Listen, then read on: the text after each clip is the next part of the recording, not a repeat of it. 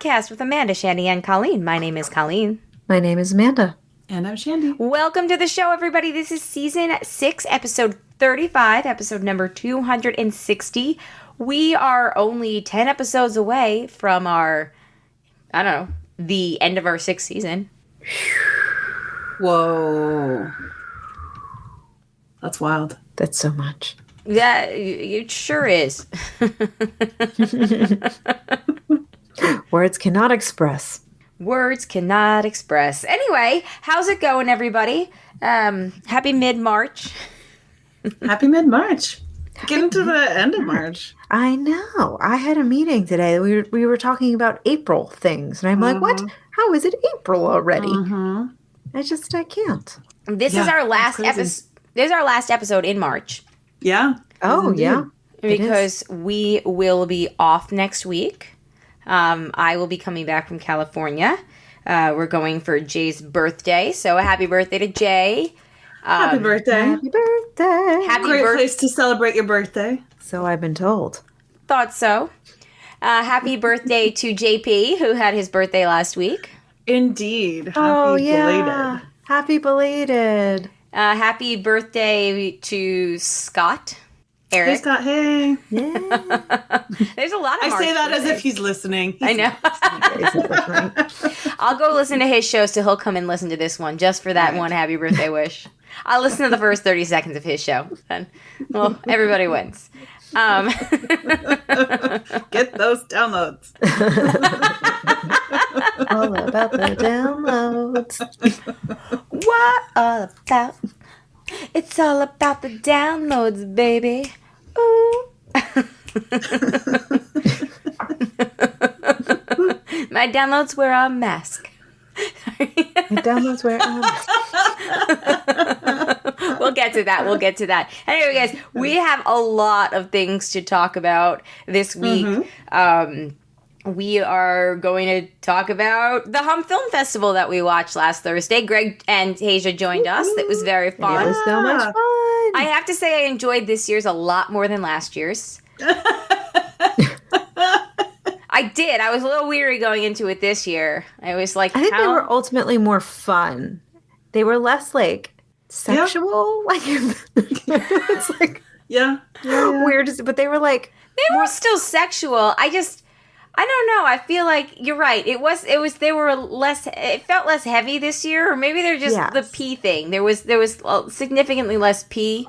Yeah, they were just ultimately more fun and storytelling. It was less about the sex this year for me. I felt like they were more about telling a story and exploring a theme. You know how there are people that appreciate music for the beats, and people that appreciate music for the lyrics, and people that appreciate music for the actual musical composition? I feel like that's what the HUMP Film Festival is about. It's got a little bit of something for everyone. And perhaps the storytelling aspect, that Amanda is a storyteller porno fan. Apparently. Who knew? Something for the storytellers this week.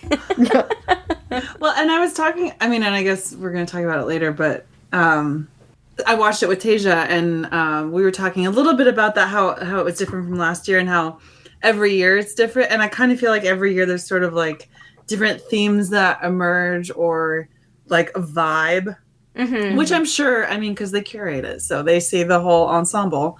Right. But last year, there was a lot of furry stuff, a lot of animal type stuff, a lot more of that vibe, dressing up like that, and this year it was totally different. And then there's been other years that were different still.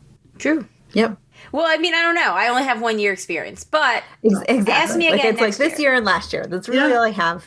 There was last year I was hella pregnant, so I feel like that also factored into it. Yeah. Yeah, I don't think that P1 hit quite the same way it did to a pregnant woman. You're like, Probably wow, I understand the relief in the peeing thing. Just, not all over. It probably reminded me I had to pee. We'll talk about that in just a second. We're also going to talk about Turning Red, the movie that we all watched. I'm sure that there is a lot to say about that. So just real quick, anything going on? Well, I do have some news that I've already talked to you guys about, but I have good news and bad news. And I'll start with the bad news. The bad news is I think there's about a 95% chance that I'm not going to be able to come to the meetup this year, which is a huge bummer. But it's because of my good news, which is that I'm going to be moving to North Carolina.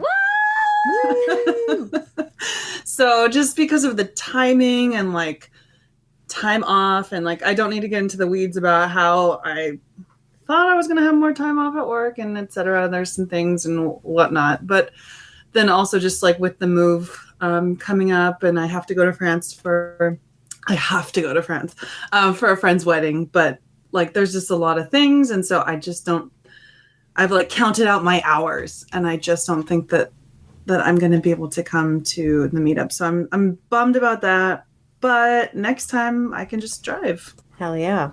That's going to feel nice. Yeah. So we'll see if like somebody magically gifts me an extra day off work. That sometimes happens. Like for real, it could, but I'm going to cross my fingers real hard and hope that it does. Yeah. Mm-hmm. But I won't expect it to. But I'm going to hope.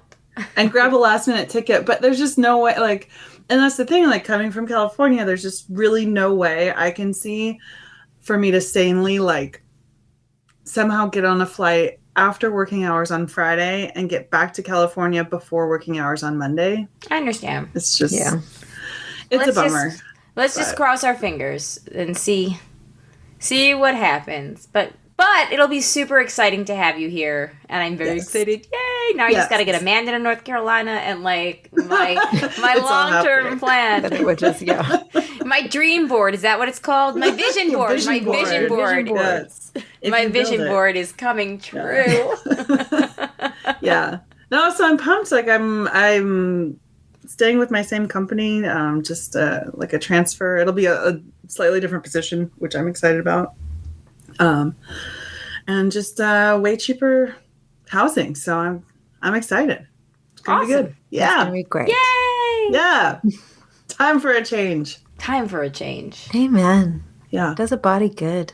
Yeah, I think so. Does a brain good too. Yeah. The whole thing. The whole self. Yes. I'll be close to Colleen. I'll be close to my sister, who also lives in North Carolina. Little known fact that I probably have never mentioned on the podcast, but true. I'll be closer to my mom. Be closer to most of my other brother. Like, it's just, yeah. It'll be good. Yay! Hooray! Well, everybody stay tuned for more about that as Shandy has it to share. Yeah. And cross your fingers for a magical day off to appear. Yeah, we just need one. We just need just one. We just need you to get that Monday off. Like, you can miss Casa, that's fine. Yeah. You can't miss cards, so. Right. That's true. Like a late in the day flight to California sort of like isn't a thing. Yeah. I mean, it's just like, it's like a farther, flight plus the 3 hours time difference. It's just, yeah. All right. Yeah. We'll all cross our fingers. Yeah. Well, cool. What about you, Amanda? What's going on? Oh, my goodness. So Eden and I went to Connecticut this weekend, which was like a whole whirlwind. My high school did the same musical that they did my senior year. Oh, fun! 20 years ago. Oh my Lord! So that was like a real trip to realize that the kids on stage weren't born when you were. Oh when you did the show. So like, holy crap! That feels a little weird in the body. But it was really cool. One of my friends from high school is now the music teacher, and that's cool. So it was very like a full circle moment, and like it was lovely to be able to go and see and show my support on all those different levels, and it was good to see some family, and my brother and his fiance were in town as well, so they got to like hang out with Eden, which is always like a really great treat. And and then on the way back we stopped over and hung out with some other friends who just had a baby who's now like 3 months old and vaccinated, and able to like see people again. So that was like fun to get to see them after yay. like, you know. Oh my God, that having not seen them in like 4 months and getting to meet the baby and wow, I remember you mentioning when that baby was born. Yeah. So it's just been like, it was like a really, really busy weekend and like I'm still really pretty tired. But it was very exciting and it was very like soul affirming and nice. Yeah, so it was good. It was busy, but it was good. Awesome. I went to New York this past weekend. Before I talk about that, I need to mention that I started watching while in New York the Netflix show Inventing Anna. I have seen the first episode. I'm so into it, and I haven't gotten back to it yet. How much of it have you seen? I had a lot of. I've been where I work. They've got a potential trial, but they've got all this discovery that came in, and they need.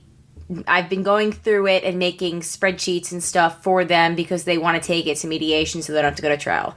And I have been doing this like nonstop for a week and a half. So I have exhausted like all my podcasts. So today I finally was like, you know what? Screw this. I have the dual screens. I printed out what I needed. I worked old-fashioned on paper, typing it in. And on the other screen, I had Inventing Anna. And I watched 2 more episodes. Wow. I give you credit. I can't split my attention like that, particularly with a show like that. I feel like it needs more of my attention. Okay, so I actually read through most of the article the other day after I watched the first one, so I feel like I kind of have I mean, I knew the story, obviously, going into it, but I feel like that helped a lot with, like, you know, only giving it, like, 70% attention span. That's fair, because I don't know, like, I didn't know anything about it. And, like, I felt like such a big dum-dum because I'm like, I live in New York. Like, how have I not heard of this story? Not only do I live in New York, but, like, the subway that Anna Clumpsy gets off of and where her apartment is, like, that's my old neighborhood. Like, I know where that's shot. I was like, I know exactly where that building is. I used to live around the corner. It's a crazy story. It's a crazy story. And, like, when I was Googling it, I read also an article on something. I don't think it was BuzzFeed. I go to other websites, trust me. But it was like, you know, what was real versus what was exaggerated. And truly, a lot of it was pretty much based in fact. Like, some of the boyfriend stuff was exaggerated a little bit. Some of the stuff was definitely exaggerated a little bit. But, like, the crazy shit that she does, like...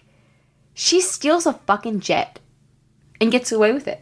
Whoa. Yeah. I'm like, the first episode, I was like, so intriguing. I do want to get back to it at some point. And she was friends. She used to live with the guy that did the Fire Fest thing, like while he was planning it. Oh, yeah. Yeah. So I don't want to spoil you. Birds of a feather. And like those two things don't really spoil you so much as to what happens. And I've only watched, I think, like 4.5 episodes now because Alex had makeup gymnastics today. So I watched another half of episode because they have Wi-Fi at the gym, at the gymnastics place. So I like plugged in and watched another half of an episode. So I'm like 4.5 in.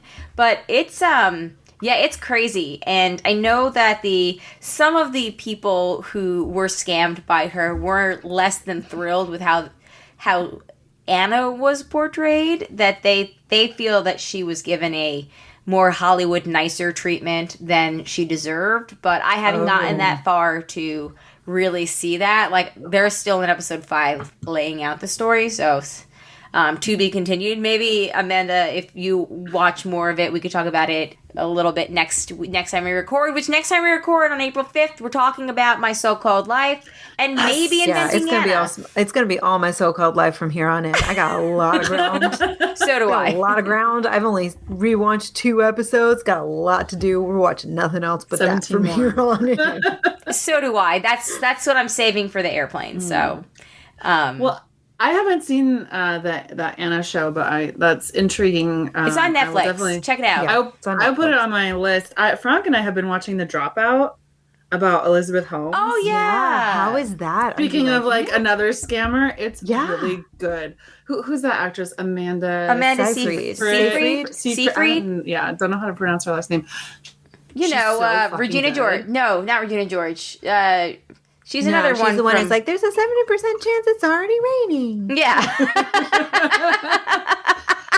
Her. Yeah. Yeah. I don't remember her character's name, but her. She's incredible in it. And I'm not current. I've watched I think 3 episodes. Yeah, because Frank and I've been watching it together. So we're waiting until maybe 4 episodes. Yeah. But it was when I started watching it, then I went and looked up Elizabeth Holmes's actual TED Talk. I think she gives several, but one of the TED Talks, and was looking. Then I watched this 2020 episode on her. Frank's now reading the book. Yeah, there's a book about it. I mean, she's also that's fascinating. Too. But Amanda Seyfried, she does an incredible job. It's really good. She's great. As an actress, I feel like she has such a range, and she always picks really interesting parts that are very different from the part she played previous. Mm-hmm. Oh, yes. Oh, speaking of range, guess what comes back in a couple of weeks? The Flight Attendant Season 2 dropped the trailer. I saw that. I'm so excited. I'm nervous because the first season was such a closed story that I know. Well, yeah. Hopefully it will be really good because I really like the first season. I know. I hope so. I have faith because they have had 2 years to work this shit out. That's true. Plus, Sharon Stone is going to be her mom. Come on. Yeah. It's going to, regardless, it's going to be campy. And I'm sure it's going to be good campy. So. Wish I had time to go back and rewatch the first season again, because I feel like I didn't love it as much as you guys did, and I feel like maybe I was missing something, and I need to just give it another try. But I feel like I'm not going to have time to do that. It's a lot of TV. It's a lot of TV. You got 17 more episodes of My So-Called Life. So much My So-Called Life to do, and fell harder than I was expecting for the Gilded Age. Oh yay! I've been watching that too. We are all in. We are all in. I haven't watched last night's episode, but I have not do that after we finish. Yeah.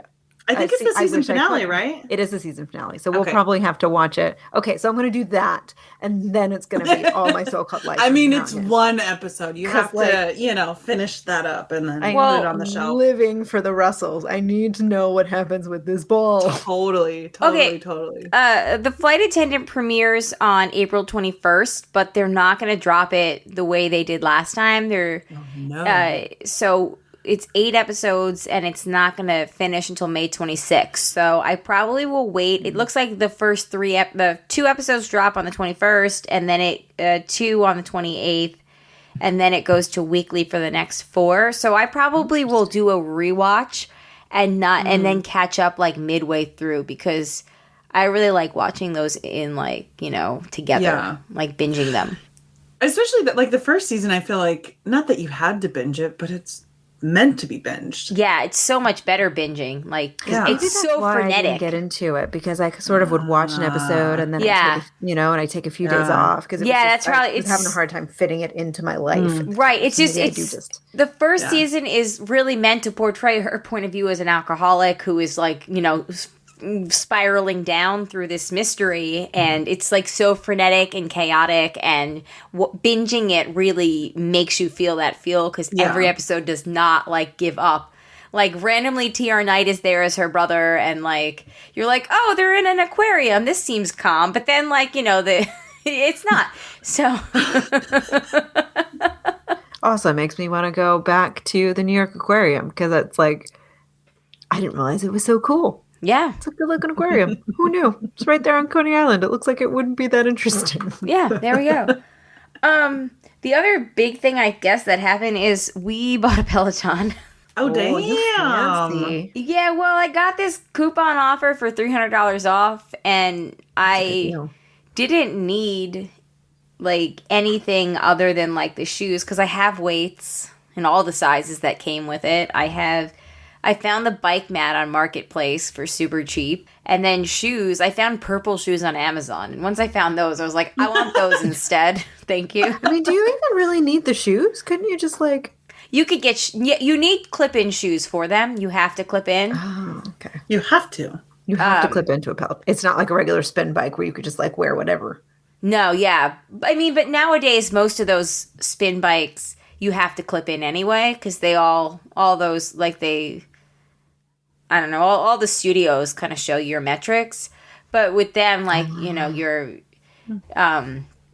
if you want to measure metrics. But you have to clip it anyway, which I have found to be good because I've been taking cycle classes at Cycle Bar, and there have definitely been times where I'm like, ooh, I'm glad that I can't move because I'm pretty sure I would have hit my shin like 70 times. So anyway, but I found shoes from an off-brand that had great reviews as being like Peloton, compatible or whatever. And they tell you on the page, like, which are shoes, not which shoes, but, like, what they need to be compatible. So, anyway, they were purple, and once I saw those, I was like, awesome, I just need this bike. So, yeah, we got it. We scheduled our delivery for April 1st, so that's also exciting. And, nice. Yeah, I don't know. I'm going to try to live that life of a cyclist. And, David Gott, if you're here for the meetup, you can use my Peloton and not the hotel one. Bring your shoes. Bring your shoes. Yeah. You can't wear mine. Cool. I'm a women's 9. I don't think you're a women's 9. Oh, that was also the best part so it used to be an 8 or an 8.5, but since my arches have fallen so much, I find that now I have to go for 8.5 or 9. So I always just automatically half size up. And when I put it into Amazon, my size, it dropped by $10 because nobody wants size 9 shoes. Wow. Yeah. I was like, this is great. It's meant to be. That is great. Also, I didn't realize that arches can fall. Yeah. That's why your shoe size gets bigger as you get older. It's not just swelling. Like, too many, too much. Like, don't forget, I'm a runner and a walker and a hiker. And I spent years damaging all of the lower extremities. Yeah. Yeah, my shoes still fit okay. You having some major lucky. shoe issues lately. But anyway, we went to New York, and New York was fine. But when we came back, we were delayed, and our flight that was supposed to land at like 9:30 ended up landing at like 11:30, and it sucked. And at one point, Alex had been on his iPad. We waited. Okay, so, all right, you know what? I'm not going to tell this story now. I'm going to tell this story on a different show because we really need to get into the hump and the turning red of it all. But let me just say, I had another flying adventure in which we were running so fast to catch our flight through the Baltimore airport that I had to stop on the moving walkway, take my mask off, and gasp for air. And I was like, kids, go to CH. Tell them you have a mommy and she's coming. You have a mommy. It's like the Home Alone scene. You just like, run, run, Rudolph. It was so bad. It was worse than Run, Run. Yeah, it was like Run, Run, Rudolph. I was in that airport in that hall coming back from France in January. At so BWI. Did you run just to like feel I took parched? a picture and I had the song in my head and I texted it to my family because Chicago, yes. Yep. Yeah. Oh my God. Yeah, it was insane. And then we sat on the plane for an hour before we had to leave. And I had downloaded new things on Alex's iPad, and he watches all of them before we leave. And he looks out the window when he takes his headphones off, looks out the window, he's like, oh, we landed. And I was like, nope, we haven't even left yet. Oh, if only. It was so funny. Anyway, yeah, no, there's a whole story behind that, but we'll have to save that for another day. Let's talk about Hump. Let's do it. All right, so Hump, we had a bunch of really good. We had a bunch of really good ones. Let's start with, before we get into like the winners and all that. What did you like? Which ones did you like the best? Oh, I was just like, I can't remember. If you describe, I can tell you notes. I took notes, so I can tell you which ones. The first one was 1,000 Years, and that was the woman who had the plastic in her mouth that came out of her vag. Yeah, that made me feel very uncomfortable. It was uncomfortable. I like the comment on how long it takes plastic to... I believe that it was about, plastic use. It was a lot of plastic, though. Yeah. Well, we go through a lot of plastic as a society. Which we do. We sure do. We do. We sure do. And to be sure, we're all kind of like ingesting and expelling plastic. All the time. In our food. That's actually, that's sort of in everything. Mm-hmm. Yeah. The next one was the French Press, and that was the porno with the two people making breakfast, where she was drinking the coffee off the table. This is what I realized. I'm not into food stuff. Huh. Like, I can't help but I'm just thinking about how messy it is, you know? Yeah. Like sexily pouring honey on someone. I'm just like, oh, that's so sticky. Like, oh, it's going to get everywhere. Yeah. That one just like, it felt like it was trying too hard for me. Also knives. Like I'm not, or cheese graters. Like, no, I don't need to. Oh, I will give you the cheese grater thing. I was like, I didn't mind it actually. I was enjoying it, and then we got to the cheese grater part, and I was like, screech. No. I wasn't into that one. It's like no shade to people who are into that, but anything like knife related, no. Like sharp edges, no thanks. Yeah. No, the knife parts didn't bother. It just because it looked like the cheese grater was the cheese grater on the nipple, and that was the part that I was like, oh, it's just so close for comfort. Yeah. The next one was A Christmas Story, and that was the guy that got the anal socks as a Christmas present. I thought it was kind of funny. Like, it was funny. At the end, he was wearing the socks. Yes. And instead of the roller skates. Yeah. Yes. And that was fun, but I feel like there was a lot more ones that might have out-funnied it. Yeah. But it was a cute little punchline. Yeah. It was like a good sort of bridge, yes. I feel like. Which I felt like a lot of the earlier ones kind of were. They sort of built up in like craftsmanship as it went along. Yeah. Celestial Bones was the space one where they craved each other to death. I liked that one. Interesting. I think that was really clever. That chick and was hot. It was shot well and it was edited well. Yeah. I just thought it was like a interesting idea. It was a cool vibe. Yeah. It was very 70s though, right? Yeah. But I also feel like it was made by like film students. Like it was like clearly like they'd studied cinema. Yeah. But the plot was super 70s. That's all it reminded me of was like a really cheesy 70s porn, which I think that's what they were going for, so I appreciated it. But they had like good outfits and good, whatever. Like Amanda said, production value. Yeah. The next one was Cocoon, and that was... Cocoon kind of... So this was the woman, she took a shower in the beginning, and then she was a dominatrix, and she put the flowers all over the person and then wrapped them all up. Yeah. And Jay and I were thinking, oh, maybe this is like a trans one, and she's going to, whoever emerges from the cocoon is going to have transformed and like been their true selves, and we were waiting for that, but then it literally just ended with the person wrapped up. Yeah. I thought some of it was visually nice. Like the flowers were really beautiful. I thought the colors were really beautiful, but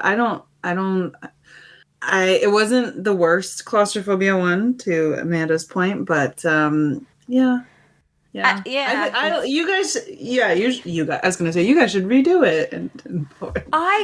Someone should do an homage and do your idea, because I like that a lot. Yeah, it kind of felt that a lot better. It felt incomplete to me. Like, I felt like it was telling a story, but at the end, there was no payoff for the story. Yeah. Because we were truly expecting, it was called Cocoon, so we were expecting, like, when the flowers came out, we're like, oh, they're going to rip it open, and this person's going to be their true selves. Yeah, but really, it just, like, felt like they were wrapping a body, and then they were going to throw it overboard. Yeah. Which just, like, creeped me out. Yeah, it just, like, creeped me out. And the next one was one of my favorites, and it was called Cravings, and it was basically a pregnant chick, and... I loved that one. In a convenience store. That one. Yeah. Yeah, that was... Good. I think that was one of Jay's favorites, too. It's very popular with the men. Pregnancy sex is supposed to be hot. You're super hot while you're pregnant because your body temperature is elevated inside. It's true. I like you're literally hot. You're literally warm hot all the time. Just warm. It was the best winter of my life. Yeah. No, but your internal body temperature is raised while you're pregnant. So, because you're growing people. Your little furnace, you got you're literally you got a bun in the oven. Literally an oven. Yeah, it was great. Yeah, it was great. Mm-hmm. And that reflects on people that are inside of you. They can feel it too, even a degree or two, even a half of a degree. That's how Jay knew I was pregnant that time that I didn't. Oh, shit. He was like, you're warm, you're pregnant. I was like, what? No, I'm not. He was like, yeah, you are. I'm like, damn. I was like, no, maybe it's just hot in here. He's like, no, you're pregnant. You should take a test. Maybe it's just hot in here. I I was like, oh, okay. I'll get on that then. But cha. No, true story though. Get hashtag real talk. It's my hashtag. I don't know what. Hashtag real talk. Yeah. It's a good hashtag. The next one was Harvest, and that was the fragrance that ended up being a biological weapon. So it was the guy that we thought that it was his own like pee or his own like semen or something that he was spraying, but like turned out to be a biological weapon. Oh yeah, that one was super weird. I feel okay. That was the one. It was like Tim and Eric made a porno.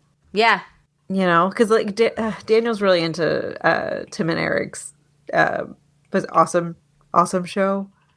They're like comedians and like it's like really absurdist, and I feel like this was like very much in that line of humor, and I just very much don't get it. Yeah, I don't even really remember it. So yeah, that one was not for me. Okay, then we can move on to one of the other ones that I thought was really great, which was L'ingrediente Principal. Which Shandy had the best response to this. So it was a whole journey there. There was a journey. Yeah. So this was a lesbian porn, and it was great. There was a lot of fisting, though. I mean, I think there was like to the elbow at one point. Oh my god! Like all the forearm. It was forearm, and Jay was like, "Oh, you guys should have seen, like, heard Jay here. He's like, oh, going for 2. Oh, going for 3. Oh, the whole fist. Oh, the elbow, the forearm." And I was like, I was like, I had a kid come out of there. That was still worse. Yeah. But, anyway, yeah, I thought that one was, I really liked that one. I thought that one was pretty hot. And then the end with the splooge and then the spaghetti against the wall. It was a really nice touch. Yeah. I liked that one a lot. Yeah. Yeah. But so Shandy was like, as we were watching it, she goes, oh, L'ingrediente Principal. Like, I guess it's, you know, in French it would be El Ingrediente. You know, I guess they made it. No. It's the same exact. It's the same, right? That's the thing. Is like it's spelled the same, except without the e's at the end. So I didn't realize that Italian did L apostrophe also. So I assumed it was French, and I was like, ingredient is masculine in French, and it looks like they made it feminine. Like you can't do that. Like you really just can't. It's just like a word. You can't make it. It's not like a person. Like you can't choose. Art, Shandy. Art. But then I was like, oh, maybe okay. So because it's a lesbian show, short, maybe they're like trying to make a statement here, and I'm like getting all in my head about what it might mean. And then the pasta goes against the wall at the end, and Shandy goes, "Oh, it's Italian." I was like, "Oh no, I'm seeing the food they're using now. I think this is just Italian." Fragile. It's Italian. That was so much more sense. I did like that one though. I really liked her resist tattoo and on like her pelvic bone or whatever. I thought that was really cool. The next one was arguably, it was okay until it had a plot twist that made it one of the most disturbing of the night. New American Gothic, and it's this. Oh my god! Yeah. So it was. That was a whole thing, wasn't it? Yeah. So it was, this gay sex thing, and when it was, that part was fine. It was like, oh, okay, this is fine, this is good. But then, and please don't think I'm dismissing it by describing it like that. It's because I can't get the ending out of my head in which one of the partners then, goes to take a shower, goes downstairs for breakfast, and his mom is there, and his dad is sitting at the table, and his dad was the partner. Yep. Yeah, and she's like, "Oh, you don't want to be late for your first day of college," and then she's like, "Oh, okay, give your dad a kiss on your way out the door," and then we see dad, and you're like, "Oh, the dad was who was just boning." Oh, plot twist! I don't like this plot twist. No, it was not. Yeah. I mean, I will give it to them that they got us. We were not expecting that. No, we thought it was very surprising, and putting the title at the end, Yeah, so then it ended with that American Gothic portrait, but it had the mom, the dad, and the kid, and Pitchfork, which was one of the objects. So the objects that were Honey, Pitchfork, and roller skates, and we mainly saw Honey with, I think, like one roller skates and one pitchfork. Two. I think two. Two? Okay. Yeah, because the one of them had a pitchfork in, like, the title animation. Okay, because I know this it was gonna like play a part in the story, and it never did. Like that's just how they used it. Okay, but yeah, no, this one, like, because even like the sex part, I was like, oh, this is so sweet. They're so safe with each other and getting to know each other, blah blah blah. And then I was like, oh fuck, that's his dad. That's so weird. Right, I feel a little manipulated with that one. That it was like very sweet and like very loving, and then all of a sudden it was like loving in a different way, and I was like, wait a minute. Yes, then it turned not the story I thought I was buying into. Yeah, I was like, oh, okay. And then I was like, who has this as a kink? And then I was like, don't even think about it, Colleen. Just keep going. Oh, it's like a major category in porn. I'm sure. Yeah. I'm sure. The next one, and I missed the title of it, but it was the two hot people fucking on the couch. Oh, right. I didn't think he was as hot as her. I didn't think he was as hot as her, but he still wasn't unattractive. But I think he wasn't unattractive, but like he seemed like very like younger than her. Not that there's anything wrong with that, but he just seemed a little more immature. I think he just looked European, and that might be throwing us off. Maybe. I enjoyed his aesthetic. I did too. I thought I'm being hella judgy. Well, and after the one before, Jay's quote was, "Oh, two hot people fucking. No muss, no fuss." But I mean, they were very attractive on their red couch. But I really like that one too. Like if we're just talking about straight up like just porn, I like that one. The next one was Daddy's Tea Dick, which I think, did he have a tiny dick? And he had the fleshlight? Yes. Okay. Because Jay and I were arguing over whether or not it was a tiny dick or a trans man with a very big clit. I think it might have been a big clit. Because it looked like a big clit. Great. Yeah, I think it was the latter, but either way, like, nice to have some different kinds of representation. Exactly. Yes. Exactly. That was a quick one, too. That was maybe 2 minutes long. Yeah.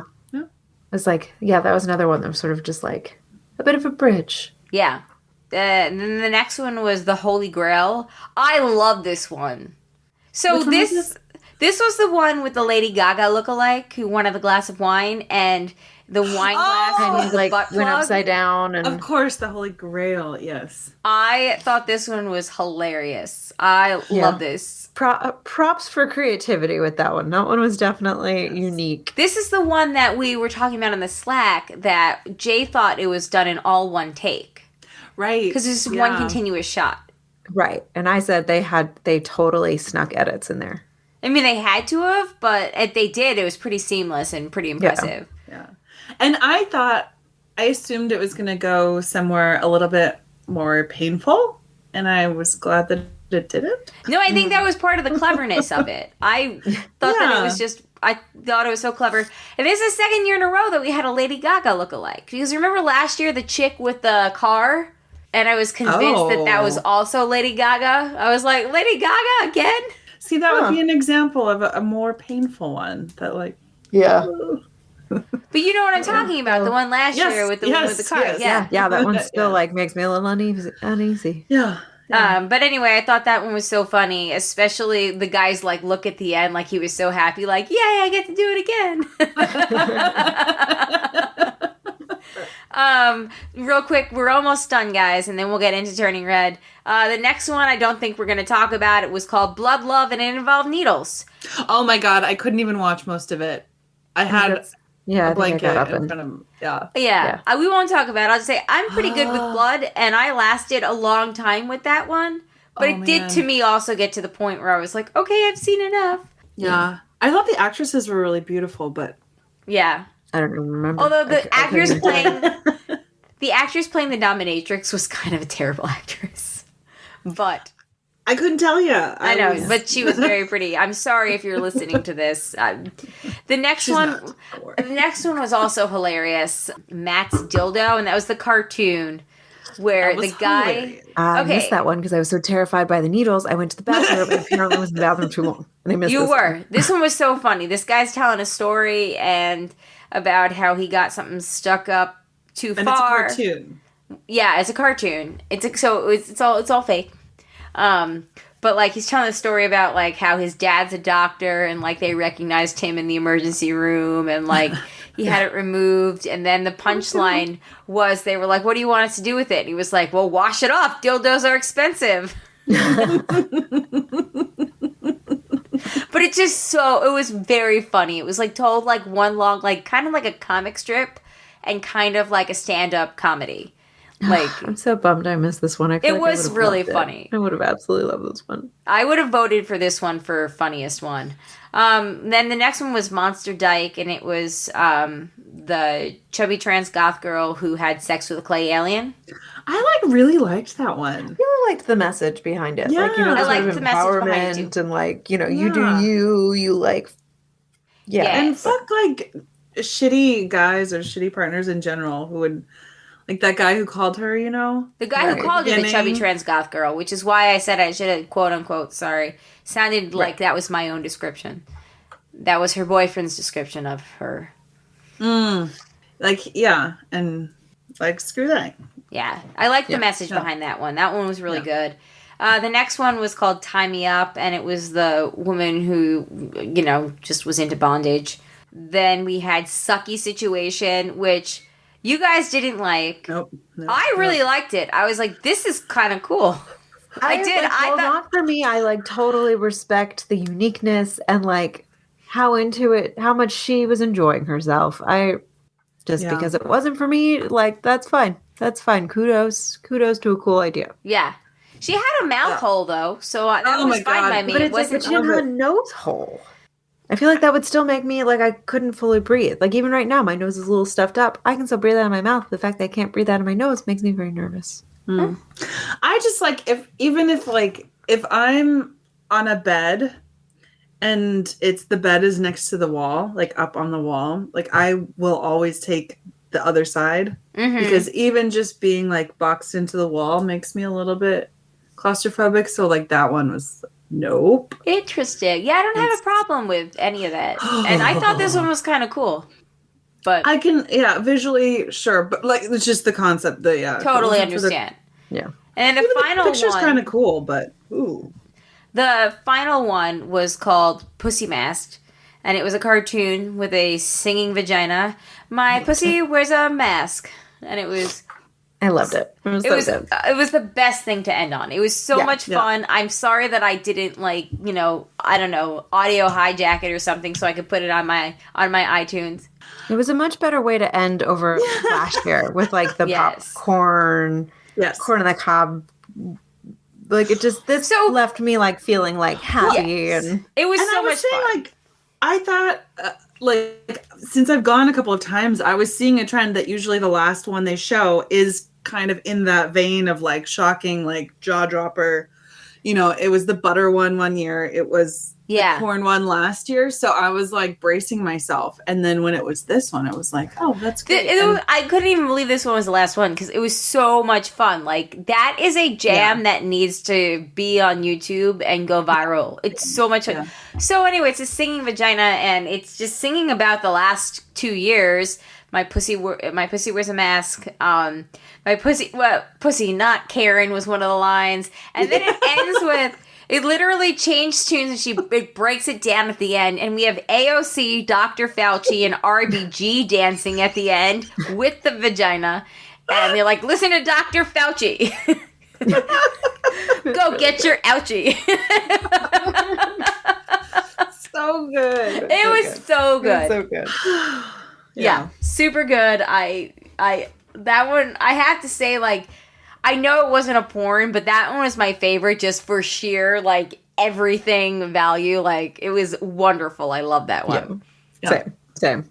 Good times. As far as the porn ones, I think my favorite were the Cravings, the pregnancy one, and the the lesbian porn one. Oh, and the two hot people on the couch. The two hot people on the couch, yeah. Yeah. Yeah. Yeah. Yeah. Oh, actually, you know what I didn't write? We didn't talk about the other. Oh, we skipped 3 of them. Hornicopia, which was the anorexia one, where she did the cam modeling. Oh, I liked that. Right. Yeah, I liked that one too. Just like some activism with your porn. Yeah. That one was cool. The circus birth was a creepy clown dominatrix one. No. We don't need to talk about that one. I did not like that one.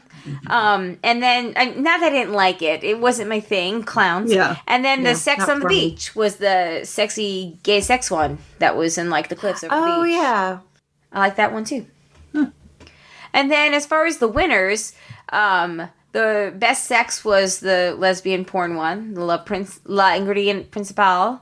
Best kink was Sucky Situation, which is the one that we were talking about that was kind of claustrophobic. Best humor was Matt's Dildo. That was the cartoon one. That totally. Best in show was Animal Style, which none of us remember. And I wrote down, and I was pretty good. I didn't take a pee break, so I don't know where that one was.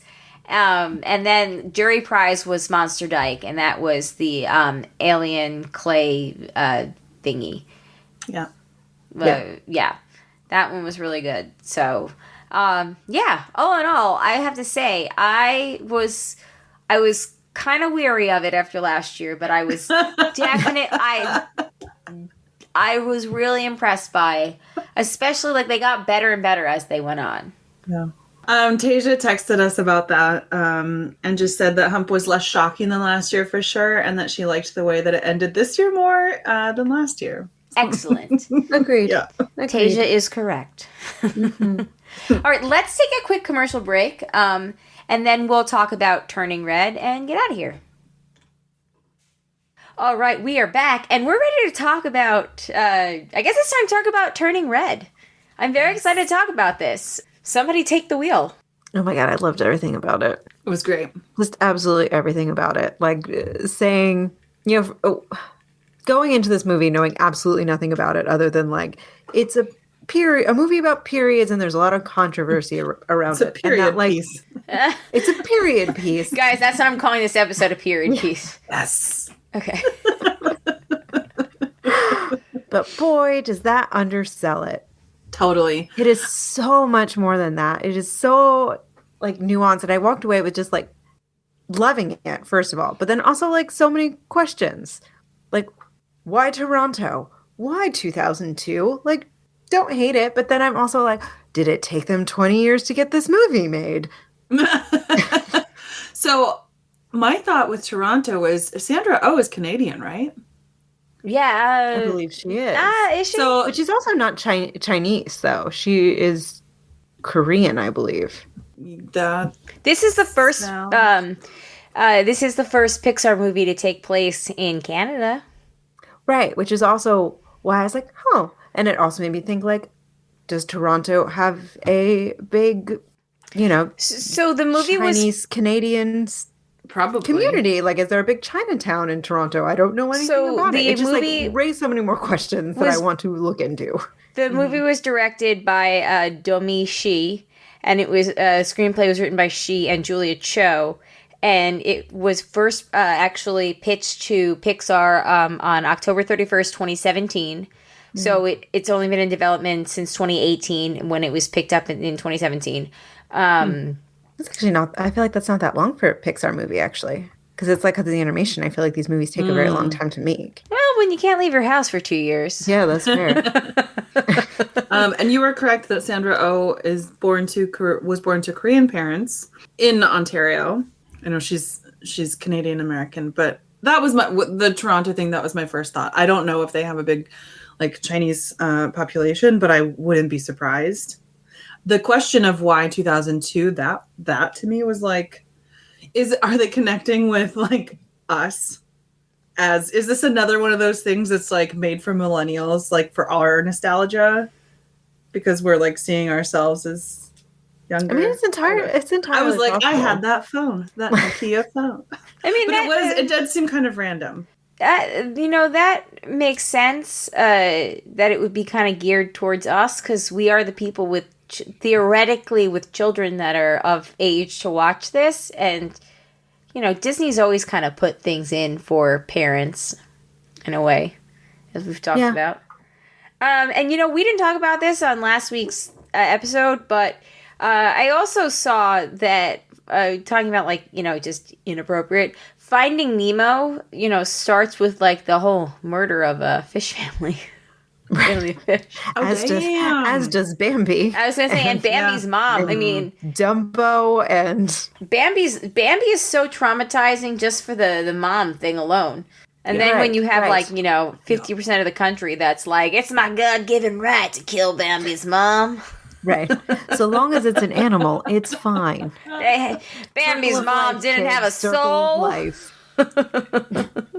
Why are we mourning that one? It's my God-given right to eat Bambi's mom. Anyway, so the movie is about a 13-year-old girl who grows up in a you know, tight-knit, her mom and her dad, tight-knit Chinese Canadian family. And essentially she's of age where she's starting to be not a girl, not yet a woman. And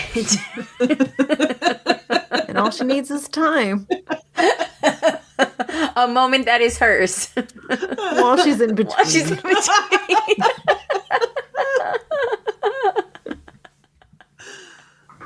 And the funny thing is, not the funny thing is, but the irony is, and the thing that kind of makes all these arguments from, you know, conservatives that make them such, like, kind of, not straw man arguments, but, like, silly, is it's not actually, like, she doesn't actually get her period. No. In the film. There's just pads. Her mom embarrasses her by thinking that she's getting her period. And really what she is she turns into a red... Spoiler, we're gonna spoil you, sorry. She turns into the red panda. And the red panda is clearly meant to, you know, as a stand-in for, you know, not a girl, not yet a woman, like, transitioning into woman who's starting to grow up. And that's, you know, clear, like, you know, where that is a sign of, you know, a certain age in her family's lineage. But, you know, like, it's all kind of just out there for your interpretation. So, like, critical thinking. But, like, the pad thing, like, she doesn't actually get her period. Like, her mom shows up and she's like, you forgot your pads. And she's like, oh my God, I want to kill myself. Because the panda thing is so much more than, it's not, I thought it was just like a one-for-one metaphor of, like, the panda as a metaphor for the period. And, like, when you actually watch the movie, like, it's so much more nuanced than that. And, like, it's really actually not that at all. Right. But I think that you could still make an argument that the period question technically goes unanswered. And so you can... Right. You can think that she got her period or not. Yes. Right, but the fact that the period is alluded to because of that one scene and because of the pads. It's never actually mentioned. It's never, like, brought up again. Like, it's just... It's so funny, like, just the nitpicking with something like that. Yeah. Yeah. But Amanda, you had a very poignant Instagram story on the Broadcasters Instagram, the Broadcasters 3 on Instagram. Everybody, go follow us. I think that this may hit home more for you as the mother of a daughter. Yeah, a lot of feels I was not expecting. Again, because I thought we were just going to sit down and watch this fun little movie about periods. And again, as Pixar is so wont to do, it is so much more nuanced than that, and it's so much more involved and emotional, and it, you know, I think I picked up on, you know, the relationship between mother and daughter just because that's where I am currently in my life. You know, I'm not of Chinese descent, so there was a whole avenue of that part of the story to explore. But I also think not capable of exploring because I don't have that experience. But my experience as a mother of a new daughter that really hit me like in a way that I was not expecting because I came into this movie pretty blind, and it was way worse than the opening of Up, where I also was not expecting that. Nothing is worse than the opening of Up. Still haven't seen that. Nothing is worse than the opening of Up. I can't watch it again. It is It's brutal. I still have PTSD. Shandy, it's brutal. It's real sad. But it was also like a time in my life when I watched Up. My grandfather had like just passed away. Like I was home from work, like grieving, and I decided to watch Up to make myself feel better. Because again, I really need to like read about Pixar movies before I watch them. I'm seeing this pattern emerge. Pixar movies are great because they truly do. They deal with more adult themes than like your typical Disney movie. Although Disney movies have adult themes within them, but they're not like so much as like what Pixar does. But they do a wonderful job of like dumbing it down for like kids to understand. You know, and sort of to that point, it shows these the complexities of human interpersonal relationships in a way that is just so deep, but not so deep it is not like unattainable for kids. I feel like Pixar movies don't insult children's emotional intelligence. Like I feel like children are more emotionally intelligent than we give them credit for. And I love how everybody learns a lesson, you know, like mom had her own journey she had to overcome and learn about herself, and she is not perfect. And she had a lesson to learn just as much as Mei Ling, the main character, had to learn. So like everybody goes on their own emotional journey and nobody is perfect. And just like life, nobody is perfect.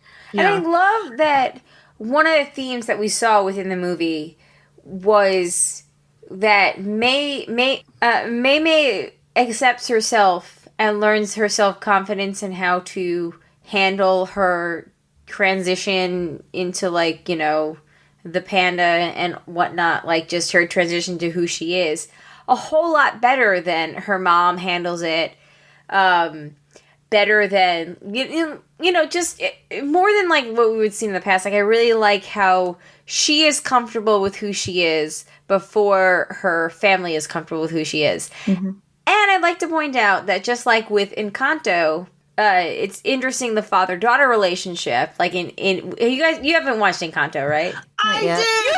Did you love it? Did you love it? Say, as a side note, they were not showing Turning Red in the theaters here locally. Yeah, so I had to get. They're not showing it. It's only Disney Plus. It's only Disney Plus. Yeah. Well, so I had to get a month of Disney Plus. So then I was like, well, shit, I have this for a month. I need to watch Encanto. I got the soundtrack. Like, I loved it. And now I'm like, I can watch Up. I have a month. So any like Disney Plus things, any recommendations people want to give me, I have a month to watch. Yes. Yes. Loved it. When I went on my run before we recorded, I was listening to the soundtrack. And oh my God, that makes me so happy. I gotta do it. Okay. My so-called life, then Encanto. Yes. I will get to it. I promise. No, hard to do movies. No, watching Encanto, like it's one movie, and like the themes it's actually very similar to Turning Red. Yeah, because they both deal with, and every single like culture and nationality has their very close knit family. Like it's just very much like, and I think everybody can relate to Encanto and to Turning Red, just that very generational relationship between your body and accepting what's going on with growing up that is more so like just different like per generation, and that's one of the things that I thought was very fascinating about this movie as well. And oh my God, Shandy, I'm so excited that you watched Encanto. So good. Oh my God, I'm so excited. Beautiful. Anyway, so I thought that, I feel like a lot of with Turning Red was the hype was more, overdone than anything else. Yeah. No, I'm honestly confused and I didn't seek out like any articles to read about it. And I vaguely know from like what Dennis had said and stuff and what you guys have said, but I do not understand what the controversy is. There is no controversy. There was no controversial content in it at all.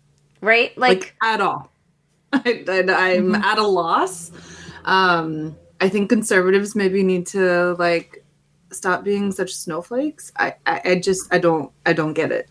If your male children if it makes you uncomfortable to watch somebody with a pad with your male children, like, I don't know, if you're a mom, they've probably seen it. Just saying, they have eyes. You keep it somewhere, I assume.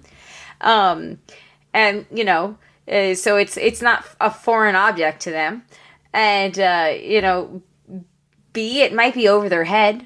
You know, the younger they are, they might just not get it and not feel the need to ask questions. And C, if they ask questions, you say, oh, that's something that girls use when they grow up. When, you know, that's something that girls use. It's basic biology. Like, right, it's not even something that really needs that much of a, like, you know, like, you don't have to go into the birds and the bees to talk about pads. Yeah. Nope. Like, literally, but by not talking about it and making it taboo, then you will make it a big right. deal. Like a little kid asking boy or girl, "What's that?" You don't have to. Spoiler alert! You don't have to go into the like. Well, when a girl becomes a woman, she releases an egg, and if that egg isn't fertilized, then her uterus that has lined it up to catch that egg when it meets with a sperm from a male partner, you know, if that doesn't happen, it sheds it and everything comes out, and that's what you need a pad for. Like, you don't have to go into the explanation, guys. I'm just saying, like, there's just way, like, it's not black and white. You just be like, you know, that's something girls use, you know. And I mean, you also could, and like, you could, but you don't have to. They'll be fine. Right? So whatever. But I'm saying, you don't have to go into a detailed explanation. Again, they've probably seen it in your medicine cabinet or under your sink. Because who keeps pads in a medicine cabinet or tampons? Like, they just don't fit. Like, the boxes are too big. So, like, I'm sure they've been at, like, eye level for a kid and they've seen it. Yeah. Yeah. Yeah. It's like I was reading this Vox article before we hopped on that sort of went through all the various thinly veiled criticisms of the movie. You know, and it was the fact that it celebrates a child defying their parents. Welcome to so many stories. Right. It's like so many of them come down to like, this is a celebration of being a teenage girl, and like 13-year-old girls are awkward, and you know, it's a lot of it is also just like thinly veiled racism. It's like, because she is a 13-year-old girl of Asian descent and not a little white girl that people had issues with, that she's annoying, or, you know, she defies her parents. Like, she's not responsible. Like, she's setting a bad example. And it's like, let's just call it what it is. It's thinly veiled racism. Yeah. That's it. Like, the staple of a coming of age story is that you have to separate from your parents. Mm-hmm. So there's a little bit of rebellion that goes on. That happens with everyone. My mother was talking this weekend when I was in New York about when she and my dad and my uncle camped out overnight at Nassau Coliseum to buy tickets to see Led Zeppelin, and the only reason that she was allowed to go was because my uncle was such a rebel that they thought my goody two-shoes mom would be able to rein him in. So kids have always been rebellious. That's just what it is. Like, you know, it's part of life. Like, and like, you know, did we not talk a couple weeks ago about the Goonies, in which a group of ragtag boys like are latchkey kids and like defying their parents and going into like dangerous situations? Like, right? Yeah, no one had problem with that. Yeah. And really, what this is, it's a celebration of friendship of 13-year-old girls, and when you are in the most awkward point in your life, to find fellow touch points of awkward to band together. And it's not that they're actively defying their parents, is that they are finding their new identity and starting to do the very natural and important work of discovering who they are as an individual outside of their parents. This is not new to Disney and Pixar. No, and it's not. And the article did go into that. Right, just like how, like, a year ago, this is a story we've done time and time again. Right? Yeah. A year ago, 6 months ago, whenever it came out, Luca, right? A story of a boy who is a fish, and he gets out of the ocean and he's a boy, and he gets back in the ocean, he's a fish. And he is, you know, of young teenage age, and he wants to be where the people are, like Ariel. And, like, it's you know, he leaves his family so he can go live with this boy that's his age and be a person. And it's about his parents and him both all coming to, spoiler alert, the, point where they accept themselves and each other for who they are. And a lot of it, there was a lot of talk when it came out that it feels very much like an allegory for the LGBTQ community, that learning to accept yourself and like having special friendships that might be more than your parents approve of, and blah blah blah blah. And like it's still like your coming of age kids classic story. But for some reason, because that's about boys and it takes place in Italy, we didn't get the same scrutiny as, a mom. And it's not even the girl, it's the mom that's throwing the pads out at the school. Like, maybe this should be about moms. Again, when it's animals, when animals are involved, Finding Nemo also explores similar themes. And the fact that we're talking about a little girl somehow changes it. Yeah. Why? It shouldn't. Right. No. But in the minds of some, which I will never understand, it somehow does. And what's frustrating is that like they won't admit that. I'm like, if you're gonna be like sexist and maybe like, a little bit racist, like just admit it. Just come on. Like, we all know what this is about. Don't give us these excuses that are not consistent with other behavior of non critiques of other similar movies. Yeah. I did want to add, though, as a positive side note, the actress who voiced Priya is also the actress from Never Have I Ever. Yeah. Oh, she's great. She's in everything. I love her. And I love that her friends, and this is actually also, I think, could probably go in line with like the Luca discussion. Her friends accepted her right away for who she was.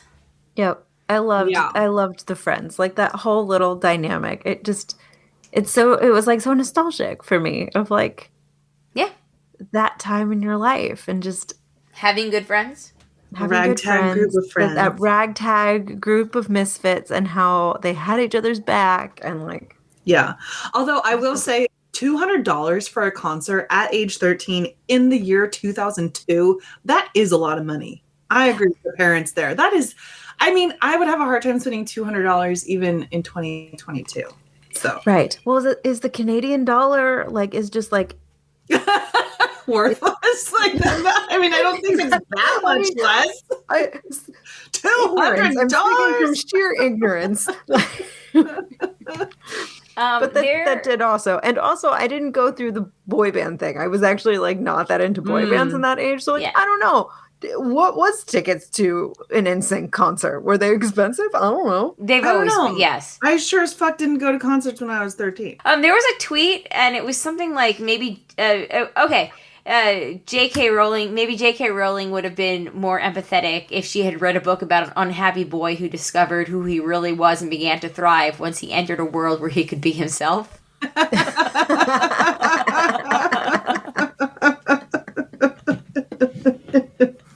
And I know that was a tweet about J.K. Rowling, but I thought that was also applicable for everything that people complain about. yeah, that applies. Yep. We got a bunch of feedback about this, so let's read some of the feedback because I'm sure that's going to spawn more discussion. The first bit is from Mandy, and she says, Mac came home from school and she said she's out of pads. Apparently, I didn't stock up as much as I thought. Quick run to the store for more and the essentials, and it's a picture of pads and Hershey's chocolates. Yes, but Hershey chocolate. Oh my gosh, I love it. Oh, Hershey's for Women's Month. Oh, love that. I love this, and I'm sorry, Mandy, but picture of you getting into a fight with a security guard, or it didn't happen.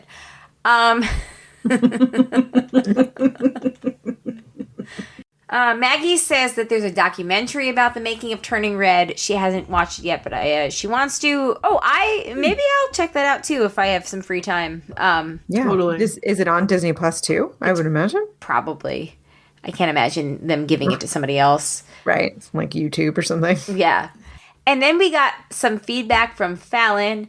First, she shared the Instagram post for the Diva Cup That probably could have saved May some embarrassment. And then we got an email from Fallon that said, so my family sat down to watch Turning Red a couple of weeks ago, which I think was pretty close to when it started streaming on Disney Plus because I had heard and seen nothing about the controversy. I have 2 boys, ages 7 and 10, and they still enjoy the movie. My oldest enjoyed the anime influence that you see throughout the movie, and my youngest did ask a question during the bathroom scene, and I am hoping that the broadcast players can help react this. Okay, which one? Been a while. Oh my god, I know I missed the broadcast players. Who's the 7-year-old son and who's Fallon? I'll be the son. Okay. I'm Colleen. I think you should be Fallon. No. I'm the narrator. Okay. And action. What are pads? Long pause as I think how to answer this. Something that girls and people with uteruses use when they start puberty. What's puberty? That's when tweens and young teenagers start growing up and looking more like adults. 7-year-old stares like I'm withholding information as Brooklyn screams in the background. No, that wasn't me. I was wondering if that was me. Yeah, that wasn't me. I couldn't tell with my How dare you? How dare you, narrator? Strike that. As Monterey screams in the background.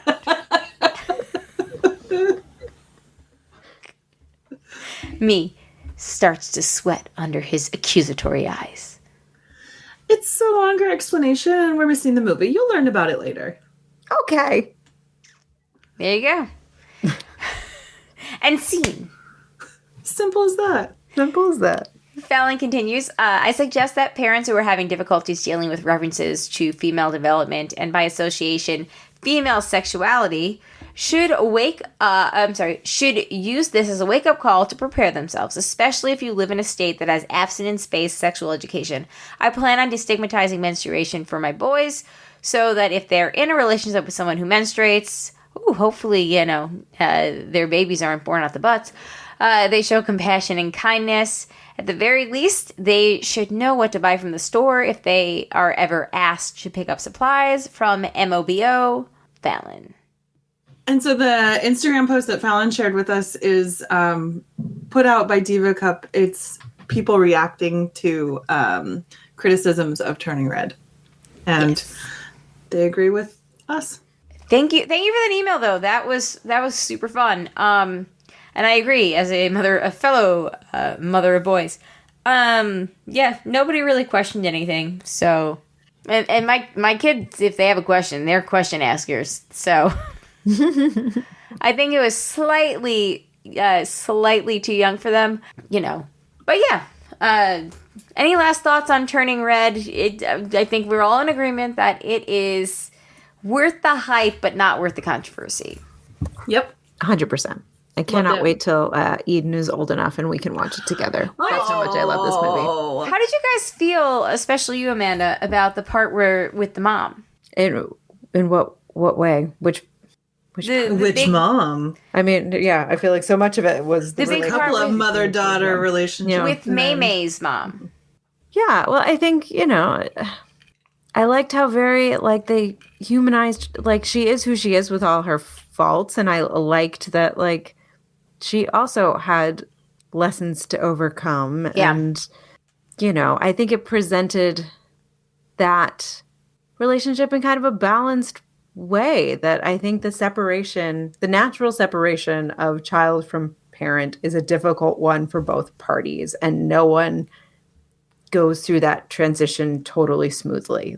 No one, everyone sort of makes mistakes along the way. And I liked how, Ming did a lot of things that were really cringeworthy and, ultimately comes out of it the other side. Yeah. With a greater respect for her daughter and understanding that she has to learn how to let go. And that's on her, not on her daughter.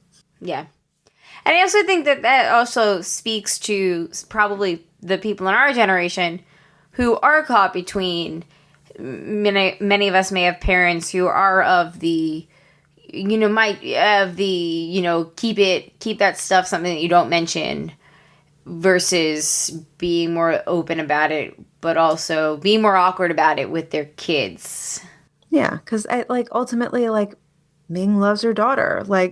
perhaps a little too much so. Yeah. You know, and she just ultimately wanted to do what she felt was best for her daughter, and she had to learn that what she thought was best for her daughter is maybe not what her daughter thought was best for herself. Right. Like guidance and, guidance more than like ordering her around. Yeah. Like let her fly. Let her be herself. Let me be May. Right. Let me. Yeah. And like coming to terms with her own complicated relationship with her own mother. Yes, which was great. Yeah. Which was great. And like, what do you guys think about like, so the scar that the grandmother has? Mm-hmm. How do you think she came to have that scar? On it? Oh, you think that's what I think too. Yeah. Daniel and I were talking about this on the walk home from daycare this morning. He's like, what? And we same thing. And I loved how it like wasn't spelled out. It was hinted at. Right. There was enough story presented that like you think it was Panda Ming's doing? Yeah, when Panda Ming lost control. Like, that's one of the things that really damaged their relationship and part of why like the panda needed to go away. Mm-hmm. I didn't even think about that. And I also misspoke. I misspoke a few minutes ago when I said that like the mom represents like our generation. I think that the May is supposed to represent our generation and 2002. Right, and how we were more comfortable, and the mom was supposed to represent our relationship with our mom because they're the ones that were, many of them are, descendants of first or second generation immigrants and, more of that old school kind of thing. And yes, so I apologize. As soon as I said it, I was like, that didn't sound like how I meant to, how I thought of it. So yeah. All right. Well, good talk. I recommend it. Although I feel really bad saying this, but Shandy brought it up. I do think I like Encanto better and how Encanto deals with family dynamics. But that just could be a personal thing. And the fact that I've seen Encanto maybe 30 times now at this point. Yeah, I watched them both on the same day and I really liked them both. And I don't like have a preference per se because I mean they're like different, enough that they are different enough. But yeah, I just if I'm being honest, I connect. I mean, one's got music. Although I did like I enjoyed the boy band song. The boy band stuff was awesome. Gosh. Why are they called like Four Town? There's 5 of them. There's 5 of them. Which is literally, I had said that like no more than like 5 minutes previously. Yes, I agree. But like that song, like I loved that like Four Town was like such like an amalgamation of all the boy bands of that era. Like that song totally could have been a cast off from any of those groups. Yeah. Agreed. Yeah. Who wrote it? There was somebody in the credits that's like super well known who like. Oh, it was Billie Eilish. Yes. She did the songs. Wrote that song? And I was like, she writes songs? I thought her brother wrote her songs. Interesting. They didn't whisper the songs, though. Billie I'm confused. Eilish, but you go, Glen Coco. You go. Let's see how many Mean Girls references we can get in everything we talk about tonight. All right. Let's see. We're running a little long, but that's just what you guys are going to have to deal with because we don't have a new episode next week. So, I don't know. Press pause and then come back to us next Friday. Take breaks. You don't have to listen to us all in one fell swoop. There we go. All right. So, we had a Master She Said this week, but we are kind of running short on time. So, we will save that for next week. We do have an email from Brian, the non-DP specialist. We're going to come up with a better name for you, Brian. So Brian writes in, Uganda and more. Too much more. Ooh. Hello there, Amanda, Colleen, and Shandy. Hope you all are doing well and feeling fine. This email got a bit long, so if you read it on the broadcast, feel free to do a Cliff's Notes version. I finished listening to the 18th of March episode this evening and heard you read my email. Glad I was able to provide fodder for many tangents. That was fun.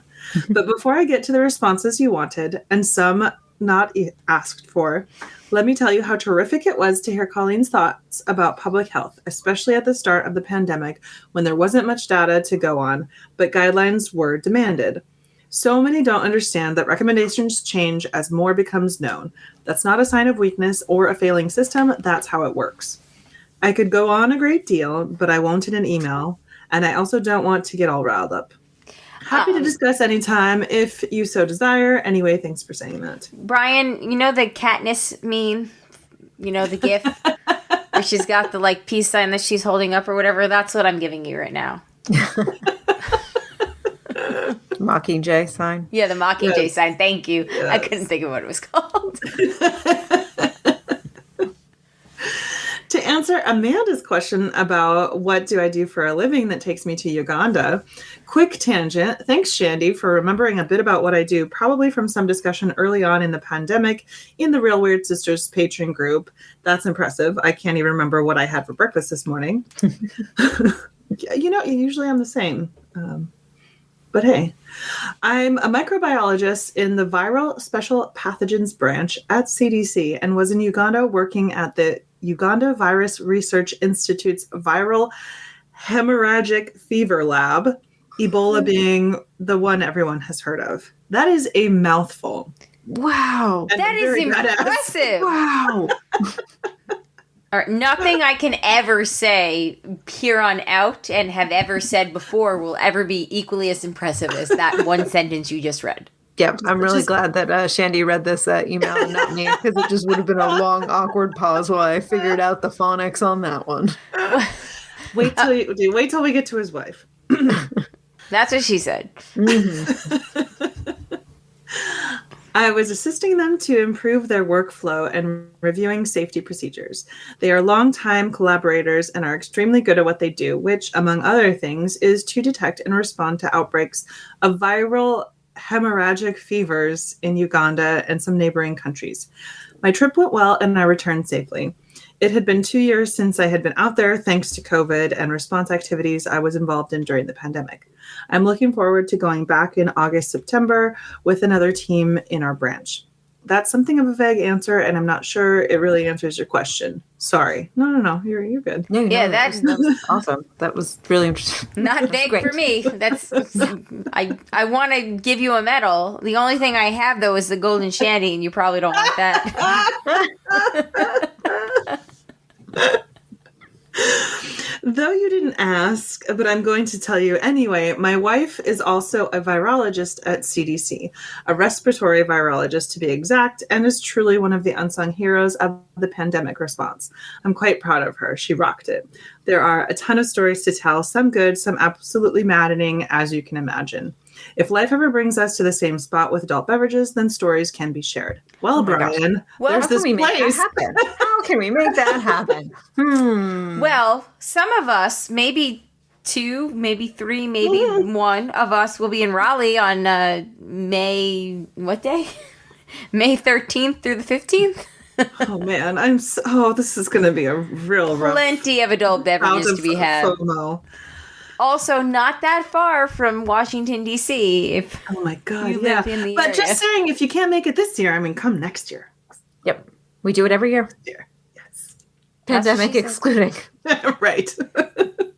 Yeah, and even then, we play Jackbox games on Zoom for a hell of a lot of the time. Yes. That's true. Still do sometimes. We still do. Yeah. I love those. I know we say this like every time we talk about it, but I always have a blast doing those. Me too. I always wish, like, whenever I am able to join, I'm always like, man, I wish I could join more of these. These are so fun. Yeah, they really It's are. always a good time. Anyway, sorry. All right. Yeah.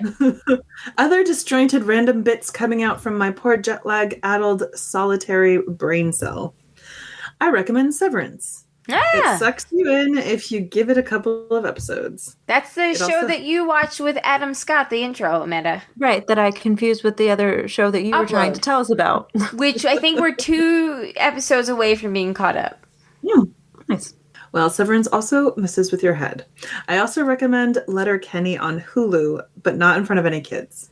Jay's watched that one. He likes it. I will begin working my way through Labyrinth, The Neverending Story, and Working Girl, and we'll get back to you as I do.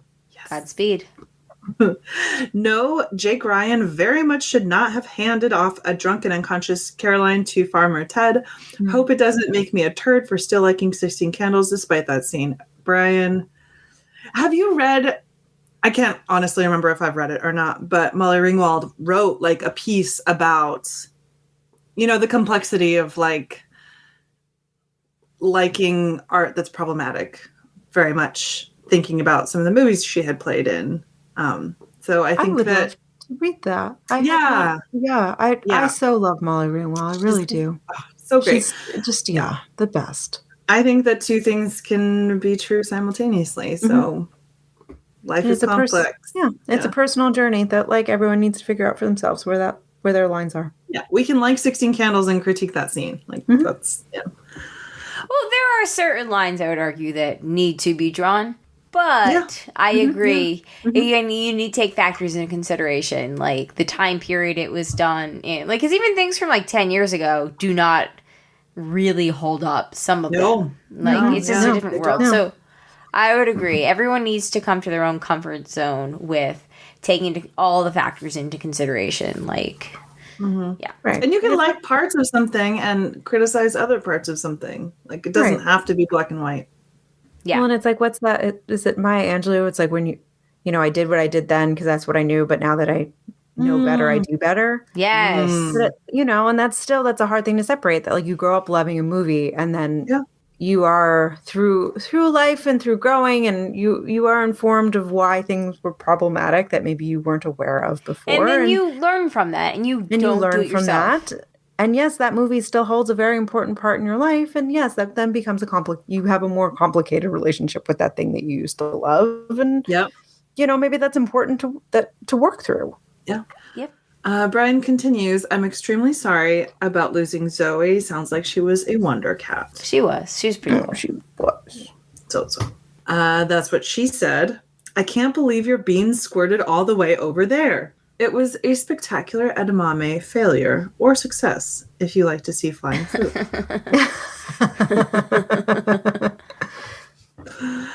Colleen's son peeing on his brother in the shower because he was mad made me laugh out loud and also be more thankful for my two daughters, who have never peed on each other as far as I know. Though when our youngest was 7, she would sometimes sleepwalk. One night I heard her get up to use the bathroom in the middle of the night, and then I heard a noise that did not sound like pee hitting the water. Oh, no. I went to investigate and found her squatting over the laundry basket and having the pee. Oh no! I asked her in an exasperated tone, "What are you doing?" She said in a matter-of-fact tone that clearly communicated that I was an idiot for asking such an ignorant question and said, "I'm peeing." I said, "In the laundry basket?" Then she woke up and realized what she was doing and was mortified. To this day, I regret not asking her to flush. Oh my God, that would have been so funny. Oh my God. That's amazing. I should probably cut our losses and stop writing here. Have a great night. May the recording go well. Until the next time, best regards, your friendly neighborhood non-DP, Brian. Oh my God. Right back, Sue. That was great. Yes, that was awesome. Thank you so much. Yes, it was. Oh my God. Just speaking of sleepwalking is a terrifying concept. Have you guys ever sleepwalked? No, not that I'm aware of. I have never, but if you know how I like to tell TMI stories? I have one. Oh, okay. So last night I was exhausted from traveling and getting home very late and going to bed really late the night before. So I went to bed at like 11:15 and I was awoken, I don't know how much longer after that, by a flame in my face. What? A flame? And I don't know what's going on. So I jump up and I'm like, what? And I come to find out, Jay was like, "You were leaking fart." I had to light the match to get rid of the smell.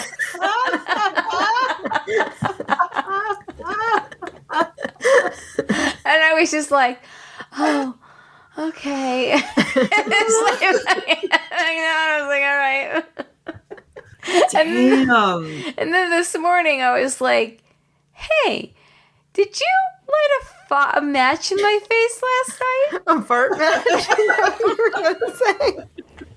And he was like, "Yeah, it was like midnight. I had gone to bed a few minutes earlier, and I realized like it smelled, and I couldn't sleep. And then I realized I was like, what? Did something die? And then I realized, oh, Colleen must be leaking fart in her sleep. Leaking fart. Which I wish I could defend myself, but I was sleeping, so I have no idea. You don't need to defend yourself. You were sleeping. So, anyway, he was like, yes, I just... Body. That's like when Daniel snores. I like put my hand on his back, and usually that does it. And then if it doesn't, then I tap him. And then if it's really bad, then I just like violently shake him. And I have no regrets. I cannot sleep. Yeah. Generally, Zach and I are the snorers, but on the rare occasion that Jay snores, I ironically can't put up with it. So I'll like turn him. I'll like move his body, not quite the like super violently shaking, but like enough to be like, I am shaking you out of whatever is making you snore right now because this is annoying. Yeah, it's snoring is terrible. Sleep. Yeah, I cannot do it. Earplugs usually, but for me, but well, because I gotta be able to hear the monitor. And plus, I also already wear a sleep mask, so like I can't wear a sleep mask and like. Oh yes, you can. Welcome to that totally sensory cut off life. Sleep mask is great. I gotta sleep say, mask is great. Love the sleep mask. Yeah. Here. I was gonna say though, when I was about the same age as Brian's daughter, I sleepwalked once. We were moving and like to a different city, and apparently, and I have no memory of this, my room was downstairs and I got up, so it was like nighttime, but not so late that like I don't think my parents were asleep yet. So I went up the stairs, went out the back door, and I was in the backyard, which is kind of terrifying to think about, like a little like 6-year-old girl out there by herself in the middle of the night. It is. And apparently, like when my parents came to figure out what that noise was, saw me out in the yard and asked what I was doing. I was like picking up leaves, and I said I was packing. Oh, and like, no, you need to go back to bed. But luckily, knock on wood, haven't sleptwalked since then. But like, yeah, it's not good.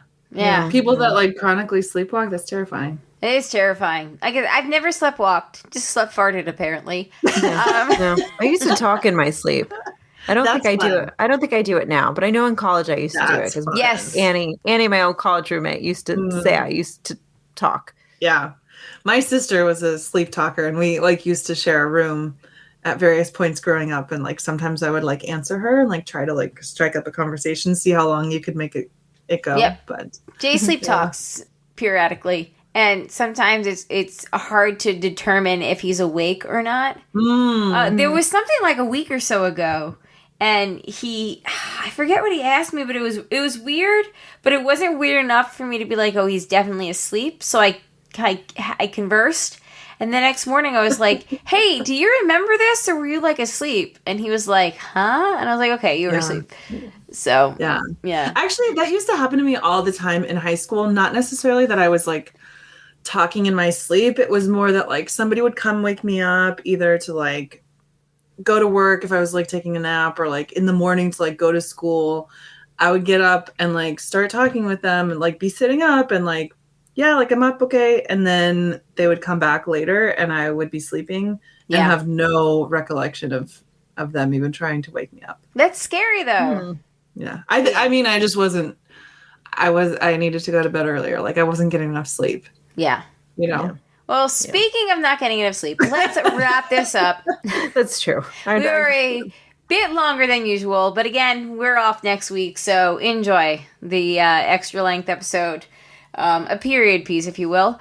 If you have any feedback about what we talked about tonight, we love feedback. Thebroadcasters3@gmail.com, or give us an email, a call at 331-276-2373. So next time you hear from us, we will be talking about My So-Called Life, the complete series. So give it a listen. Give us your feedback. This show always works better when we have your feedback. I just read this stuff, and it's in the show notes. And plus, you know how to get at us at this point. So anyway, very excited Follow for that. Brian's good example and send us really fun and enjoyable emails. Yes. Exactly. Or some broadcast players. Go Fallon. Way to bring back classic. Yes. We would like more of that. Please do that. I love the broadcast players. It's so fun. Super fun. Well, all right, everybody. If we will see you next on April 8th because we're recording on April 5th. So get that feedback in by then. Everybody have a happy April Fool's Day. Armando, Sean, and Colin will not be here this year. That is actually absolutely true.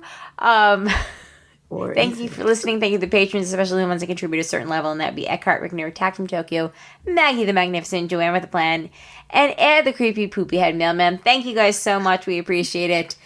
On that note, my name is Colleen. My name is Amanda. And I'm Shandy. Peace out, everybody. Bye. Bye.